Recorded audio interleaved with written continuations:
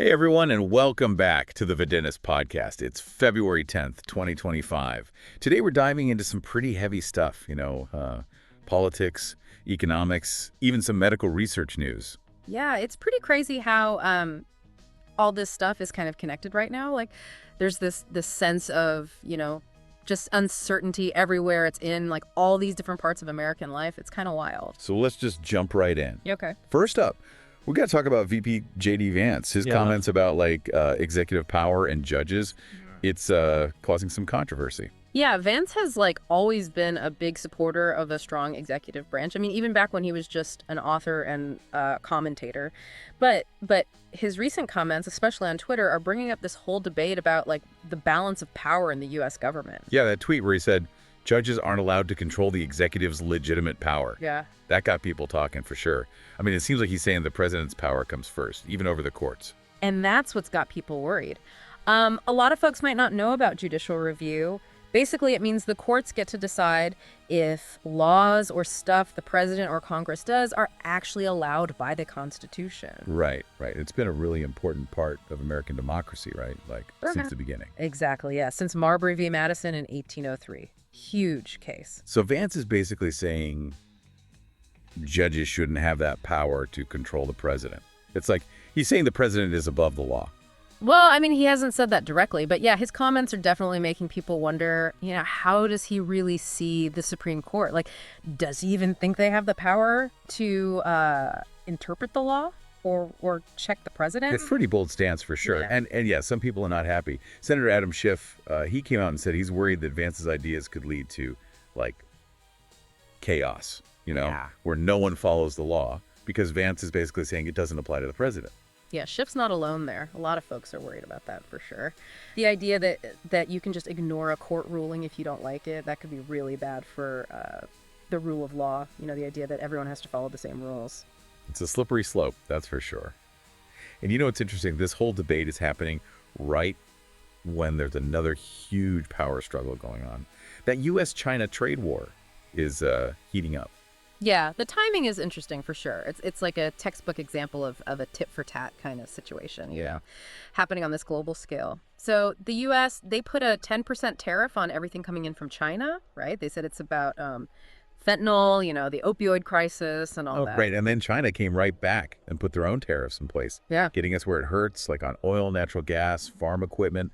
They even made it harder to get those important minerals from them, like, what are they called? Tungsten. Molybdenum, the stuff we need for all the high-tech stuff. Yeah, exactly. It's economic warfare. Like each side is trying to hurt the other, but also trying to protect themselves. And it makes you wonder, how far will they go? Like, what are the long-term effects going to be for both countries? I mean, for the whole world economy, really. And speaking of effects, we got to talk about something else that's got people worried. The Trump administration and the restrictions they're putting on the NIH. Right. The National Institutes of Health, they give tons of money for medical research, especially for cancer. Mm-hmm. But now the administration is like putting on the brakes. They stopped all those research grant reviews. They're banning travel for scientists, even limiting how they can, talk to people outside the NIH. Yeah, it's causing a lot of anxiety in the medical world. Scientists are worried about their work, and patients they're scared. They need new treatments and cures. What's going to happen now? And then there's the financial side of it, too. The NIH's budget got slashed by $4 billion. Plus, they cut way back on those indirect payments they make to universities, which makes it even harder to, actually do the research. So we've got these three huge stories, right? The fight over executive power, this trade war, and the crackdown on science. But are they really separate, or is there something bigger going on here? That's a great question. What's really interesting is that they all seem to show this unease, this lack of trust. People are anxious about the future, and it's affecting everything. It's like, I don't know, a breakdown of how things are supposed to work. Yeah. And it's having this ripple effect, on everything. Politics, the economy, science, even healthcare. Yeah, it's definitely complicated and kind of unsettling to think about, Maybe we should unpack this trade war a bit more, figure out what's really going on. Yeah, for sure. I think it's easy to just tune it out, Like tariffs and trade deficits, that stuff. It all sounds kind of boring until you realize it actually affects everyone. Exactly, yeah.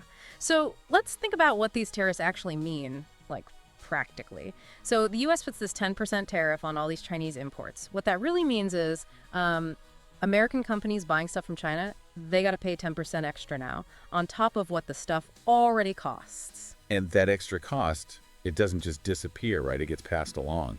So we end up paying more for like everything, clothes, electronics, you name it, even basic stuff. Exactly. And it's not just us, like regular people who feel it.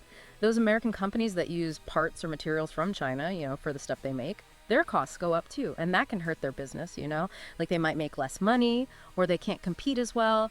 And that can lead to people losing their jobs, especially in factories and stuff like that. Yeah, it's like this ripple effect, right? The whole economy feels it. Everyone from big businesses down to like everyday shoppers. Totally. And on the other side, those tariffs China put in place, those are like super targeted. They're hitting things like American farms and oil producers. So those guys who like sell soybeans to China or ship oil over there, they're in a tough spot now. So it's not just about like who can put the biggest tariff on everything. It's way more strategic than that. Yeah. They're both trying to pick the things that will hurt the other guy the most while, still protecting their own stuff. Yeah, that's where it gets tricky. It's not just about the US and China either. You got to think about all those global supply chains, Like all the different countries involved in making and shipping stuff. And then there's all these potential like side effects that no one can really predict. Plus, you got to wonder how it's all going to affect, how the US and China get along in the long run. It's like some kind of high-stakes chess match. Right. Except it's the whole world economy. And in the meantime, it's real people and businesses that are getting, squeezed in the middle. For sure. And don't forget, China isn't just playing with tariffs. Those export controls on those minerals, that's a power move, They're basically saying, hey, you need this stuff for all your fancy technology, don't mess with us. And then there's that whole Google thing, that antitrust investigation they started. Seems like a direct shot at, like, American tech companies. Oh, yeah. Google's already kind of limited in China anyway, but this investigation could, really shut them out. And the Chinese market is huge, right? So it's a message, for sure. China's saying they're going to protect their own tech companies, even if it means, pushing out American ones. So where does this all end? Is there any way out of this trade war?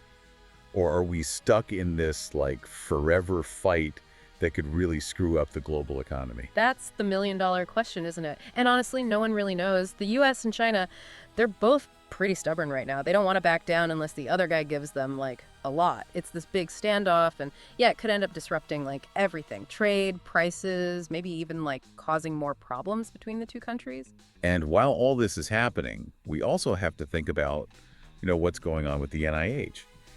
Those restrictions are having a real impact on people, on medical research. Totally. This is where all the politics and budgets and stuff, it actually affects people's lives, We're talking about research that could save lives, and it's getting delayed or even stopped completely because of all this bureaucracy and funding cuts.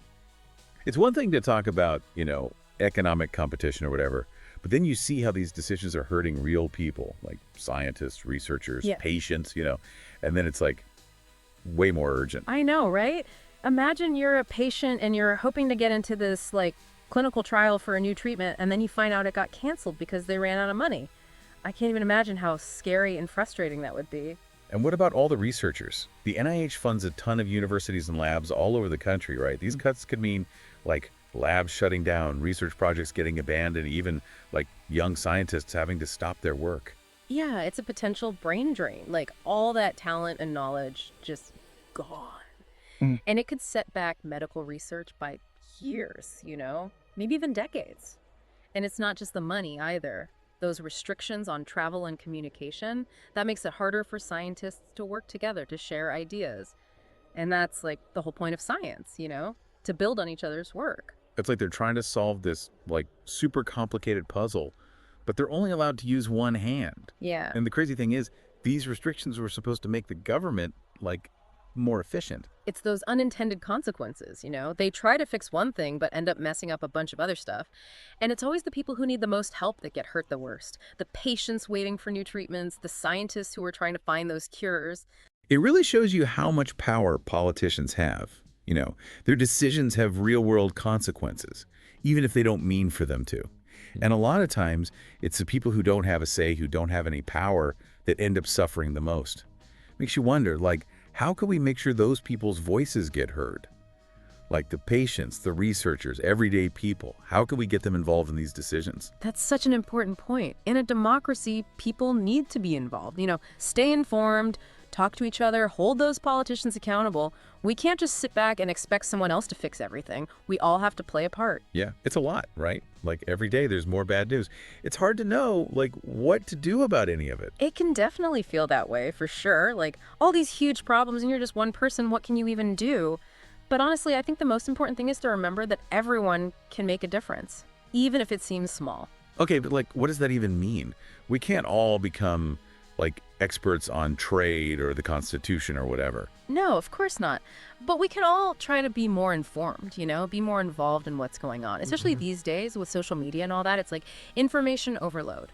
You got to be careful about what you believe. Fact check stuff, look for different viewpoints, and be open to, changing your mind if you learn something new. So it's not just about, like, reading the news. It's about, like, thinking about it, right? Like, really figuring out what's true and what's not. Exactly. And it's also about trying to connect these big, like, global issues to your own life, to your community. Think about it. How is this trade war affecting businesses in your town? What happens if that research lab at your local university loses funding? When you see how it affects real people right here, right now, it's harder to ignore.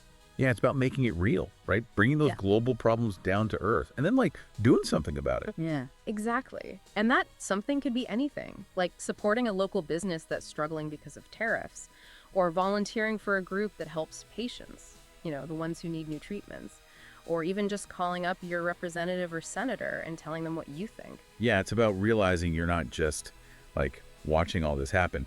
You can actually do something. Yeah. Even if it's a small thing. Yeah. But all those small things, they can add up to something bigger, I totally agree. Real change, it usually starts from the ground up. When enough people speak up, demand something better, those in power, they gotta listen. So thinking back on everything we talked about today, it's been a lot, right? J.D. Vance and his ideas about presidential power, that trade war that's getting worse, and then those restrictions on the NIH and how it could affect medical research. Yeah, it's heavy stuff, but I think the biggest thing to remember is that it's all connected. It shows this like underlying feeling that things aren't working right, that the systems we rely on are being tested like really hard. And that's where we come in, right? It's up to us to, like, push for something better, hold our leaders accountable, and work together to actually fix things, make the future better, more fair, more sustainable, all that. There's this quote I love by Margaret Mead, the anthropologist. She said, "Never doubt that a small group of thoughtful, committed citizens can change the world. Indeed, it's the only thing that ever has." That's a good one. It's like, even when things seem really messed up, there's always hope. We just got to, like, find that hope and use it to make things happen. So yeah, as you're going about your day, thinking about the news and everything that's going on, just remember that you have a voice, you have power, you can make a difference. Thanks for listening to the Videntis podcast. We'll be back next week with another deep dive into, whatever's going on in the world. Until then, stay curious, stay informed, and stay engaged.